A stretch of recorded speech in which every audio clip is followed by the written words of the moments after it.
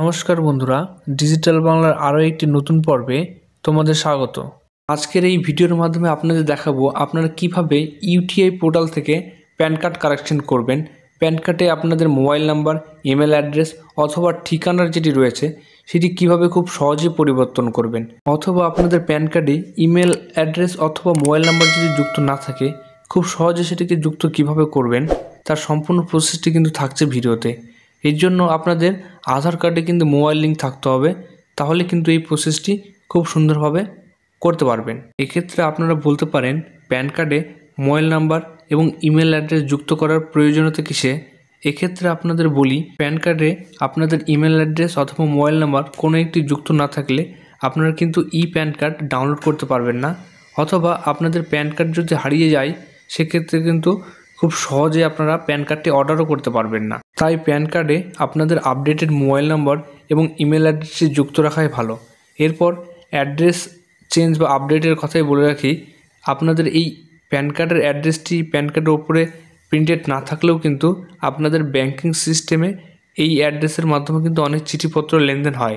তাই আপনারা যদি অ্যাড্রেসটি ঠিক না করে রাখেন, আপনাদের ব্যাংকিং কোনো চিঠি বা ডকুমেন্টস পাঠাতে চাইলে আপনাদের পুরনো অ্যাড্রেসে কিন্তু পাঠিয়ে দেবে।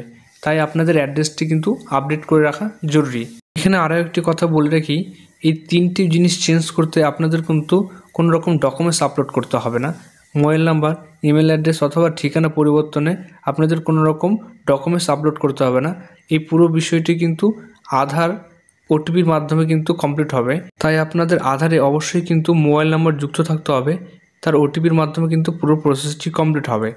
এরপর অ্যাড্রেস যেটি রয়েছে, আপনাদের আধার কার্ডের যে অ্যাড্রেসটি থাকবে সেটি কিন্তু প্যান কার্ডে প্রিন্ট হয়ে যাবে।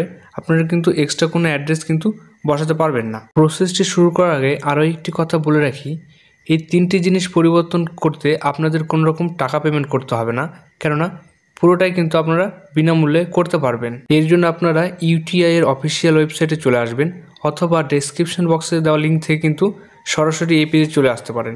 এরপর নিচের দিকে চলে আসবেন, নিচের দিকে দেখতে পাচ্ছেন facility for address update and pan database through eKYC mode, এই অপশনটি পাবেন। এখানে ক্লিক হেয়ার যে অপশনটি রয়েছে এটিতে ক্লিক করবেন, তাহলে আপনাদের সামনে একটি নতুন উইন্ডো খুলে যাবে, নতুন পেজ খুলে যাবে।